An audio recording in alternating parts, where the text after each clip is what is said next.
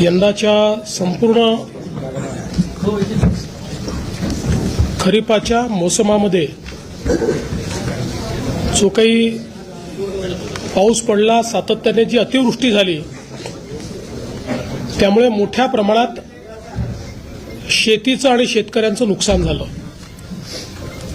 पिकांचंही नुकसान झालं, जनावरांचं नुकसान झालं, काही ठिकाणी घरांचं नुकसान झालं, गोठ्यांचं नुकसान झालं. जे काही ग्रामीण भागातलं पब्लिक इन्फ्रास्ट्रक्चर आहे त्याचंही नुकसान झालं आणि दुर्दैवाने काही लोक मृत्युमुखी देखील पडले, काही लोक जखमी झाले. असं एक प्रचंड आपल्याला चित्र भीषण अशा प्रकारचं पाहायला मिळालं.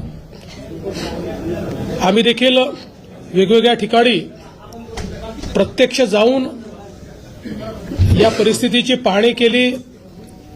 सातत्याने शेतकऱ्यांशी आम्ही चर्चा केली आणि एक प्रकारे दिलासा आपल्याला कसा देता येईल याचा प्रयत्न आम्ही केला. तातडीची मदत म्हणून ज्यांच्याकडे नुकसान झालेलं आहे, त्यांना घरामध्ये पाणी शिरलं आहे, त्यांना 10,000 रुपये देण्याचा विषय असेल किंवा गहू तांदूळ देण्याचा विषय असेल, त्या ठिकाणी वेगवेगळ्या प्रकारे छोटी मोठी मदत जी आहे ती मदत करण्याचं काम आपण सुरू केलं. अगदी तातडीनं 2200 कोटी रुपये रिलीज करून क्रॉप कम्पेन्सेशनचा पहिला हप्ता जो काही आहे तो त्यांना मिळावा या संदर्भात आपण काम चालू केलं. आणि त्यानंतर आम्ही सातत्याने आपल्याला जास्तीत जास्त मदत कशी करता येईल याचा प्रयत्न करत होतो. आपल्याला कल्पना आहे की शेतकऱ्याचं आपल्या पिकावर पोटच्या पोराप्रमाणे प्रेम असतं आणि अशा परिस्थितीत पीक करपून गेलं, त्या ठिकाणी पाणी साचलं, घरामध्ये पाणी शिरलं, त्यांना 10,000 रुपये देण्याचा विषय असेल किंवा गहू तांदूळ देण्याचा विषय असेल, त्या ठिकाणी वेगवेगळ्या प्रकारे छोटी मोठी मदत जी आहे ती मदत करण्याचं काम आपण सुरू केलं.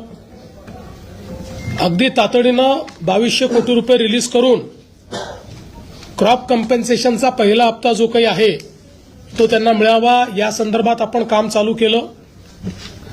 आणि त्यानंतर आम्ही सातत्याने आपल्याला जास्तीत जास्त मदत कशी करता येईल याचा प्रयत्न करत होतो. आपल्याला कल्पना आहे की शेतकऱ्याचं आपल्या पिकावर पोटच्या पोराप्रमाणे प्रेम असतं आणि अशा परिस्थितीत पीक करपून गेलं, त्या ठिकाणी पाणी साचलं, अशी जी काही अवस्था पाहायला मिळाली, झोपलेलं पीक पाहायला मिळालं, चिखल पाहायला मिळाला आणि अनेक ठिकाणी तर जमीनच खरडून गेली. त्यामुळे रबीची पेरणी करण्याचीही क्षमता त्या ठिकाणी उरली नाही. खरं म्हणजे यातनं जे काही आर्थिक आणि मानसिक अशा दोन्ही प्रकारचा त्रास शेतकऱ्यांना होतो त्याचं 100% कम्पेन्सेशन कोणीच देऊ शकत नाही. मात्र आमचा शेतकरी पुन्हा आपल्या पायावर उभा राहायला पाहिजे आणि भविष्यामध्ये पुन्हा शेतकरी आणि शेती ही उभी राहिली पाहिजे. या दृष्टीनं आम्ही जास्तीत जास्त रिसोर्सेस याच्याकडे वळवण्याचा निर्णय घेतला आणि त्या दृष्टीने आम्ही कम्पेन्सेशनच्या संदर्भातलं एक पॅकेज तयार केलेलं आहे. साधारणपणे आपण जर बघितलं तर महाराष्ट्रामध्ये 1,43,52,281 हेक्टर एवढ्या जमिनीवर पिकांची लागवड झाली होती. यापैकी साधारणपणे 68,69,756 हेक्टर एवढ्या जमिनीवरचं पिकांचं नुकसान झालेलं आहे. यात काही जमिनीवर अंशतः आहे आणि मोठ्या प्रमाणात पूर्णतः नुकसान आपल्याला पाहायला मिळतं आहे. साधारणपणे मेजर नुकसान जे आहे ते 29 जिल्ह्यांमध्ये झालेलं आहे. 253 तालुके हे जवळपास सरसकट आम्ही घेतलेले आहेत की ज्या ठिकाणी आम्ही मदत करतो आहोत, ज्यामध्ये 2059 मंडळ आहेत की ज्या मंडळांमध्ये क्रॉप डॅमेज झालेला आहे. त्यामुळे 65 मिलीमीटरची अट आम्ही ठेवलेली नाही. जिथे क्रॉप डॅमेज आहे असं सगळं कव्हर करून त्या ठिकाणी मदत करण्याचा निर्णय हा आपल्या सरकारने त्या ठिकाणी घेतलेला आहे. एकूण सर्व प्रकारची जी मदत आपण करतो आहे, ज्यामध्ये क्रॉप डॅमेज आहे, ज्यामध्ये खरडून गेलेल्या जमिनीचा विषय असेल किंवा मृत व्यक्तींना मदत असेल, जखमींना मदत असेल, इस्पितळातली मदत असेल, 10,000 रुपये जे आपण देतो ती मदत असेल, पूर्णतः जे नष्ट झालेले पडझड झालेले घरं आहेत जी 100% गेली आहेत त्याला पूर्णपणे आपण नव्याने घरं बांधण्याकरता त्या ठिकाणी मदत करणार आहोत. आणि नव्याने प्रधानमंत्री आवास योजनेतला नवीन घर समजून त्याला पूर्ण पैसे देऊन त्या ठिकाणी त्या घराची निर्मिती आपण करणार आहोत. डोंगरी भागातली देखील जी घरं आहेत त्यांना 10,000 रुपये जास्तीचे देऊन त्या घरांना देखील आपण मदत करणार आहोत. जिथे अंशतः घरांची पडझड झाली आहे त्यांनाही मदत करणार आहोत. झोपड्यांची जिथे पडझड झाली आहे त्यांनाही मदत करणार आहोत. त्यासोबत गोठ्याची मदत आपण वेगळी करणार आहोत. दुकानदारांचं देखील नुकसान झालेल्या जवळपास 50,000 रुपयापर्यंतचं दुकानदारांना देखील आपण त्या ठिकाणी मदत करणार आहोत. दुधाळ जनावरं जी आहेत याच्याकरता जवळपास 37,500 रुपयापर्यंत प्रति जनावर अशा प्रकारे मदत करण्याचा आपण निर्णय घेतलेला आहे. आणि एनडीआरएफमध्ये 3 जनावरांपर्यंतची जी काही मर्यादा आहे ती आपण काढून टाकलेली आहे. जेवढ्या जनावरांचं त्या ठिकाणी मृत्यू झाला असेल त्या प्रत्येक जनावराकरता राज्य सरकारच्या वतीनं कॉम्पेन्सेशन देण्यात जाईल. ओढकाम करणारी जी जनावरं आहेत त्याच्याकरता 32,000 रुपये प्रति जनावर देण्यात येईल. कुक्कुटपालनाकरता देखील आपण त्या ठिकाणी जो काही आपला दर आहे तो 100 रुपये प्रति कोंबडीप्रमाणे जेवढं नुकसान झालं असेल तेवढं देणार आहे. विशेषतः खरडून गेलेली जी जमीन आहे हा एक अत्यंत महत्वाचा विषय आहे. कारण शेवटी शेतकऱ्याला सॉईल आणावं लागणार आहे, माती आणावी लागणार आहे आणि त्याकरता मोठ्या प्रमाणात त्यांना त्याची मदत आपल्याला करावी लागणार आहे. आणि म्हणून आपण हा निर्णय केलेला आहे की 47,000 रुपये हेक्टरी त्यांना कॅश कॉम्पेन्सेशन आणि 3 लाख रुपये हेक्टरी हे नरेगाच्या माध्यमातून आम्ही त्यांना देणार आहोत.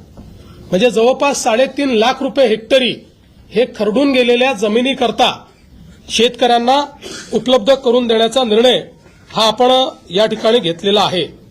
आणि याच्या व्यतिरिक्त सगळ्यात महत्वाचं की जे काही कॉम्पेन्सेशन आपल्याला क्रॉपच्या संदर्भात द्यायचं आहे त्या क्रॉपच्या कॉम्पेन्सेशनच्याकडे मी शेवटी येतो. बधित विहिरी आहेत. आता ज्या विहिरींमध्ये गाळ गेला आहे, ज्या विहिरींचं नुकसान झालेलं आहे याकरता एनडीआरएफचे कुठलेही नॉर्म्स नाहीत, तरी देखील राज्य सरकारने एक विशेष बाब म्हणून 30,000 रुपये प्रति विहीर ही मदत करण्याचा निर्णय घेतलेला आहे, ज्यातनं हा गाळ काढणे आणि ती विहीर सुस्थितीत आणणे हे काम देखील आपण करणार आहोत. यासोबत अन्नधान्याच्या किट्स वगैरे आपण त्या ठिकाणी देतो, ते मी यापूर्वी देखील सांगितलेलं आहे. आपण 2 अजून निर्णय याच्यात घेतले आहेत की जे काही इन्फ्रास्ट्रक्चरचं नुकसान झालं आहे ग्रामीण भागामध्ये त्याकरता 10,000 कोटी रुपये हे इन्फ्रास्ट्रक्चरच्या नुकसानीकरता आपण उपलब्ध करून देणार आहोत. डीपीसीमध्येही 5% अशा प्रकारे पूरग्रस्त भागातल्या कामाकरता आपण जवळपास 1,500 कोटी रुपये हे आपण उपलब्ध करून दिलेले आहेत.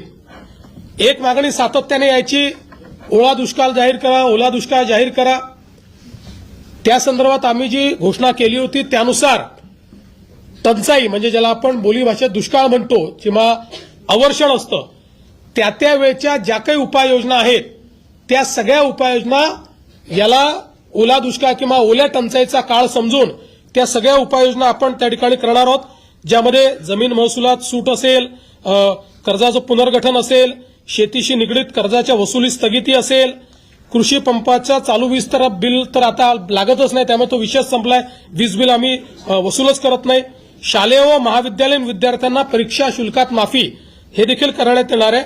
आणि रोयो अंतर्गतच्या कामाच्या निकषात ज्या काही सुधारणा करायच्या त्या आपण करणार आहोत आणि विशेषतः अतिवृष्टी व पूर परिस्थितीमध्ये हे जे काही तालुके आपण जाहीर केले आहेत तिथे शेतीच्या वीज पंपाची जी काही वीज जोडणी आहे ती त्या ठिकाणी अबाधित राहील, त्याचं नुकसान झालं असेल तर त्याची भरपाई मिळेल, अशा सगळ्या गोष्टी ज्या आपण दुष्काळाच्या म्हणजे टंचाईच्या काळात करतो त्या सगळ्या गोष्टी आता देखील आपण या ठिकाणी लागू केलेल्या आहेत.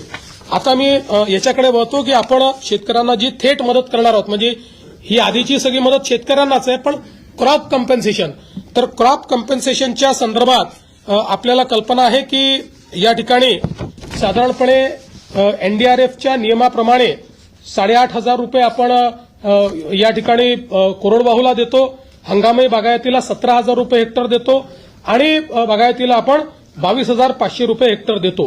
त्याप्रमाणे जवळपास या ठिकाणी आपण 65 लाख हेक्टर करता 6,175 कोटी रुपये देण्याचा निर्णय केलेला आहे. ते पैसे आपण देणार आहोत आणि याच्या व्यतिरिक्त आपण हा निर्णय केलेला आहे की आता आमच्या शेतकऱ्याला किमान रबीचं पीक घेता आलं पाहिजे, त्याकरता बियाणं असतील किंवा इतर गोष्टींकरता आपण प्रति हेक्टरी अतिरिक्त 10,000 रुपये देण्याचा निर्णय केलेला आहे. त्यामुळे याकरता देखील 6,500 कोटी रुपये आपल्याला लागणार आहेत. म्हणजे आता जर आपण विचार केला तर जो कोरडवाहूचा आमचा शेतकरी आहे यांना हेक्टरी 18,500 रुपये मिळतील, जो आमचा हंगामी बागायती शेतकरी आहे त्याला 27,000 रुपये हेक्टरी मिळतील आणि जो आमचा बागायती शेतकरी आहे त्याला 32,500 रुपये हे हेक्टरी देण्याचा निर्णय केला. याच्या व्यतिरिक्त जवळपास 45 लाख आपले शेतकरी जे आहेत यांचा विमा आपण उतरवलेला आहे. विमा उतरवलेल्या शेतकऱ्यांना याच्या व्यतिरिक्त आता त्याचं कॅल्क्युलेशन चाललेलं आहे, पण याच्या व्यतिरिक्त अगदी कन्झर्वेटिव्ह साईडला जरी आपण पकडलं तरी ज्यांचं पूर्ण नुकसान झालेलं आहे अशा शेतकऱ्यांना साधारणपणे 17,000 रुपये हेक्टरी विम्याचे पैसे मिळतील. त्यामुळे आपण जर बघितलं तर ज्यांनी विमा उतरवलेला आहे अशा शेतकऱ्यांना साधारणपणे त्यातले जे कोरडवाहूचे शेतकरी आहेत त्यांनाही 35,000 मिळतील आणि जे बागायती आहेत त्यांना तर 50,000 प्रति हेक्टरच्या वर एकंदरीत पैसे जे आहेत ते या ठिकाणी प्राप्त होणार आहेत. आणि साधारणपणे आपण जर एकूण राज्य सरकारने या ठिकाणी जो काही आता याच्यावर नियतव्यय दिलेला आहे त्याचा एकत्रित अंदाज बांधला, आम्ही याच्यामध्ये साधारणपणे इन्शुरन्सचे पैसे जे आहेत ते 5,000 कोटीच पकडले आहेत, पण आमचा अंदाज आहे 7,500 ते 10,000 कोटी रुपये आम्हाला त्यातनं मिळतील. पण कन्झर्वेटिव्ह अंदाज आम्ही पकडलाय कारण त्या संदर्भात अजून क्लेम जाणे आणि ती सगळी प्रोसेस होणे आहे.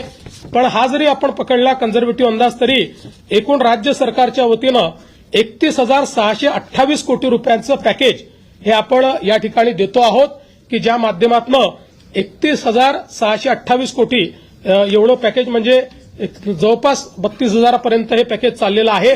अशा 32,000 कोटीपर्यंत अशा प्रकारचं हे पॅकेज या ठिकाणी आपण दिलेलं आहे आणि आपला प्रयत्न आहे की यातला जेवढा जास्तीत जास्त पैसा हा आपल्याला या ठिकाणी दिवाळीच्या आधी देता येईल. किमान क्रॉप कॉम्पेन्सेशनचे पैसे वगैरे जे काही आहेत हे जेवढे जास्तीत जास्त दिवाळी आधी पुश करता येतील. बाकी तर जे मृत व्यक्तींचं सहाय्य आहे, जखमींचं सहाय्य वगैरे हे आम्ही ऑलरेडी देऊन टाकले आहेत. 10,000 रुपये जे द्यायचे आहेत ते ऑलरेडी देऊन टाकलेले आहेत. बऱ्याच गोष्टी आपण यातल्या दिलेल्या आहेत. काही गोष्टी ज्या राहिलेल्या आहेत त्या सगळ्या गोष्टी आणि क्रॉप कॉम्पेन्सेशनचे पैसे हे आपण त्या ठिकाणी देण्याचा प्रयत्न करणार आहोत. आणि आपण जर विचार केला तर निव्वळ क्रॉप कॉम्पेन्सेशन करता आपण याच्यामध्ये जे पैसे देतो ते देखील जवळपास 18,000 कोटी रुपयांपेक्षा जास्त आहेत.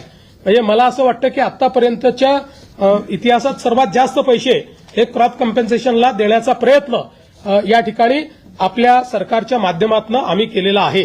आम्ही तिघांनी बसून याच्यावर खूप विचार केला आणि हा निर्णय केला की 4 खर्च कमी करावे लागले तरी देखील आपण त्या संदर्भात मागे पुढे पाहू नये, कारण शेतकऱ्यांवर अभूतपूर्व अशा प्रकारचे संकट आहे आणि म्हणून आपण जे काही जास्तीत जास्त करता येईल तो करण्याचा प्रयत्न आम्ही करू. याच्या व्यतिरिक्तही आमचा हा प्रयत्न आहे. आज मुख्यमंत्री सहायता निधीला देखील मोठ्या प्रमाणात लोक मदत करतायत आणि त्याही माध्यमातून अनेक गोष्टी अशा असतात की ज्या आपल्या कुठल्याच नियमामध्ये आपल्याला कव्हर करता येत नाहीत. त्यामुळे अशा प्रकारच्या ज्या काही गोष्टी हळूहळू आढळतील त्याच्यावर आम्ही मुख्यमंत्री सहायता निधीतनं किंवा काही लोकांनी सीएसआर देखील देण्याचं मान्य केलं आहे की सीएसआरच्या माध्यमातून आपल्याला कशी मदत करता येईल या संदर्भातला प्रयत्न आमचा असणार आहे.